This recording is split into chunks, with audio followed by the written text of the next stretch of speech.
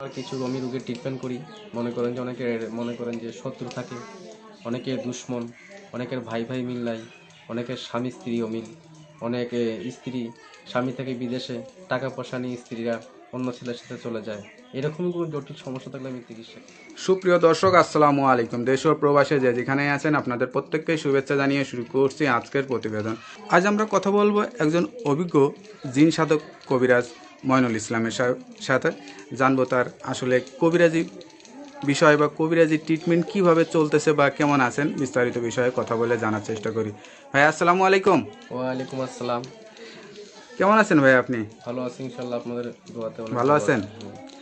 তো ভাই কেমন চলতেছে আপনার আসলে কবিরাজি এই ট্রিটমেন্ট বা চিকিৎসা? আপনাদের দোয়াতে অনেক ভালো চলতেছে। অনেক বিভিন্ন দেশ থেকে মানুষ অনেক ফোন টোন দেয়, কথাবার্তা বলে, অনেক বিষয়ে কাজকর্মের জন্য বলে। তা আমি বিভিন্ন দেশের কাজ মনে করেন যে করি। আচ্ছা মনে করেন আমি তো বিভিন্ন দেশের বিভিন্ন লোকের কাজ করি। মনে করেন যে অনেক কবিরাজির ভিতরে দেখেন অনেক কবিরাজ এলাকাতে আছে, কেউ করতে পারে কেউ পারে না, কিন্তু ইনশাল্লাহ আমি অনেকই পারি। আমাকে এই বিষয়ে অনেকেই ফোন দেয় যে আপনি কবিরাজি কীভাবে করেন। আচ্ছা আচ্ছা হ্যাঁ। মনে করেন আমি জিনের মাধ্যমে করি, সাধকের মাধ্যমে করি, ঠিক আছে। বাতাস রূপে মানুষের দেহের ভিতরে ঢোকে, এরকম কিছু করি যাতে মোবাইলের মাধ্যমে অনেকে করতে পারে। আমার বিষয়টা হলো কবিরাজি বিষয়। কবিরাজি বিষয়টা হলো কি, যে আমার কিছু আমি রোগের ট্রিটমেন্ট করি। মনে করেন যে শত্রু থাকে, অনেকের দুশ্মন, অনেকের ভাই ভাই মিল নাই, অনেকের স্বামী স্ত্রী অমিল, অনেকে স্ত্রী স্বামী থেকে বিদেশে টাকা পয়সা নিয়ে স্ত্রীরা অন্য ছেলের সাথে চলে যায়। এরকমই কোনো জটিল সমস্যা থাকলে আমি চিকিৎসা করি। অনেক বান মেরে ফেলায়, অনেকের মনে করেন যে টুটকা করে মানসিক ক্ষতি করে, তারপর মাথার চুল চারিয়ে নিয়ে তাবিজ করে, মুন্সি মাদানা গারো টিপরা নাগা পুঞ্জি দিয়ে করে, সেগুলো ট্রিটমেন্ট আমি ছাড়িয়ে দিই। যত বড় ধরনের কাজ হোক সেগুলো আমি সমাধান করে দিই। আপনারা এইগুলো আসলে আপনার শিক্ষাটা কোথা থেকে বা কোথায় শিখছেন? আমার শিক্ষা জীবনটা হলো আন্দামান দ্বীপপুঞ্জে। ভারতবর্ষের একটা প্রদেশ আছে আন্দামান, কালো পাহাড় যেখানে বলা হয়। কতদিন ধরে শিখছেন? বা এটা আমার বয়স প্রায় 30-35 হয়ে যাবে। আমি শিখছি প্রায় 12-13-14 বছর হয়ে যাবে। 14 বছর ওইখানেই সাধনা করছেন। সাধনা করছি। এটা যারা নতুন শিখতে চায় তাদেরকে কি ধরনের আমার অনেক ছাত্র আছে, প্রায় 2-250 ছাত্র, তারা আমি ট্রেনিং দিই। ভারতবর্ষে ট্রেনিং করি। যেমন আগরতলাতে আছে, তারপরে কামিকে মন্দিরে আছে, তারপরে মনে করেন যে আন্দামানে আছে, তারপরে আসামে আছে। আমার ট্রেনিং এর ছাত্র কিছু লোক আছে, তাদের আমি ট্রেনিং দিই। আমি সপ্তাহে এবং মাসে আমি ইন্ডিয়া চলে যাই, আবার বাংলাদেশে ফিরে আসি। আমার জন্মস্থান বাড়ি বাংলাদেশে, আমার শিক্ষা জীবনটা ভারতে। আচ্ছা আচ্ছা। আপনার মানে সংসার ধর্ম মা বাবা সব কি বাংলাদেশে না ইন্ডিয়াতে? না, আমার সব বাংলাদেশেই, ঠিক আছে। কিন্তু আমি বিয়ে করছিলাম হিন্দুর মেয়ে। ভারতবর্ষে যখন আমি শিক্ষা জীবনে যাই তখন আমি করেছিলাম। আচ্ছা আচ্ছা বিদেশে এমন একটা জিনিস আছে যে মানুষ অনেক বান মারে, অনেকে নষ্ট করে আটকে রাখতে চায়, কিন্তু আমাকে শিক্ষা জীবন আমাকে আটকাতে পেরে আমি চলে আসছি বাংলাদেশে। এটার জন্য আসলে কিরকম শিক্ষা প্রয়োজন? মানে শিক্ষা ছাড়া তো সবকিছু সমাধান হয় না, লেখাপড়ার যোগ্যতা লাগে, ঠিক আছে। লেখাপড়া ছাড়া কোনো সমাধান হয় না। লেখাপড়া শিখতে গেলে, বিভিন্ন দেশে চলতে গেলে, বিভিন্ন কাজকর্ম করতে গেলে লেখাপড়া দরকার প্রয়োজন আছে। কিন্তু সেই প্রয়োজনে কিছু লেখাপড়া থাকতে হবে, না থাকলে তো কবিরাজি শিক্ষা করা যাবে না।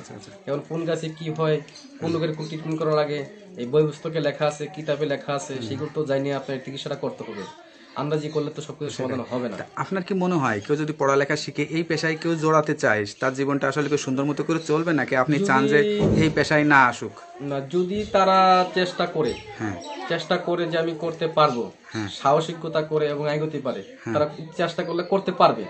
যারা অভিজ্ঞতা চেষ্টা না করে তাহলে করতে পারবে না। যে কোনো একটা চেষ্টা আছে, সেটাই। যেন আমি চেষ্টা করবো, শিখবো। এই শিক্ষার জন্য মনে করেন যে আমি চেষ্টা থাকি তাহলে শিখতে পারবো, না থাকলে তো শিখতে পারবো না। সে একটা জিনিস ভালো মতো করে আসলে শিখেই আসলে পথে নামা উচিত বা মানুষের উপকার উচিত। না জানে তো জিনিস করলে সেই সফলতা হয় না। এখনো কিছু দেশে দেশে কবিরাজ আছে, কিছু অল্প বিদ্যা জানার পরে অনেক কবিরাজি করে, ঠিক আছে, কিন্তু কাজ সফলতা হয় না। এর জন্য মানুষ অবিশ্বাস করে, ঠিক আছে।